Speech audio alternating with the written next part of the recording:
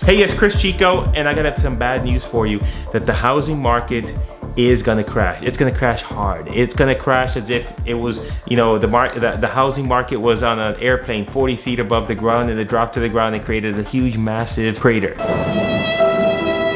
And I want to share with you why that is, and maybe give you some hope in terms of surviving this housing apocalypse that's going to be happening. So what's the situation? Why is it that I'm such a Debbie Downer when it comes to this stuff? Let's take a look at a couple different signs. Number one is that delinquencies are twice what they were from back in 2005 and 6. 2005 and 6, people started being delinquent on their mortgages. The people that were smart on Wall Street, they saw that. When the market crashed in 2008, they took advantage of it. Right now, the same thing is happening, but it's happening in a worse way.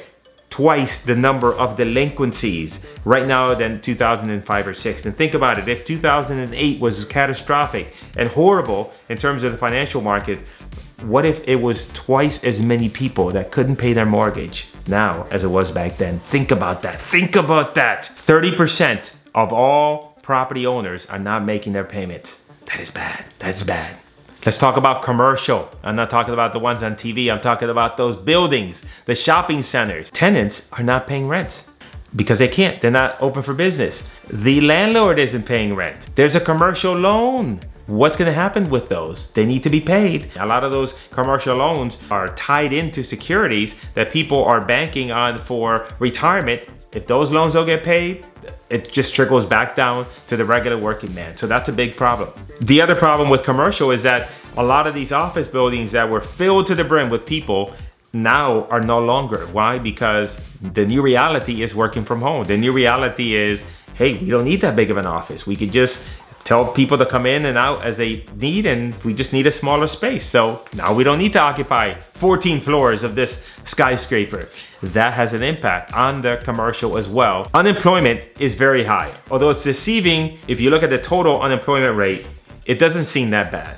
But if you take the workforce and you divide it between, middle, upper, and lower, you'll find that a much larger percentage of people are unemployed that are the working class, having jobs at restaurants, having jobs at your regular mom and pop shops that haven't been open because of COVID.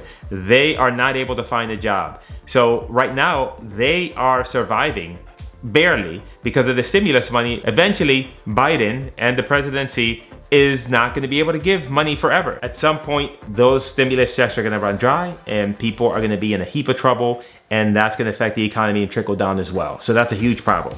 Also, we have been appreciating for 10 plus years in the real estate market, and that's a problem because our real estate is cyclical. That means that the market goes up and it goes down, goes up and goes down, and typically in about 10 years or so, then it takes the dip. It's just a natural way of things. However, now that has been artificially propped up. That means that it's still in the upward trajectory for longer than it needs to be.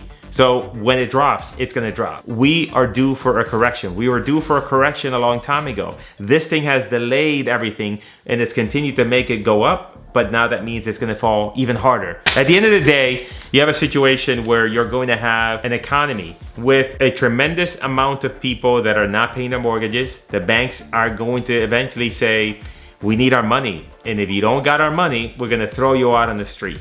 Landlords have not been able to evict people that have not been able to pay rent because they don't have a job, because their businesses closed down. Eventually, all that's gonna go away.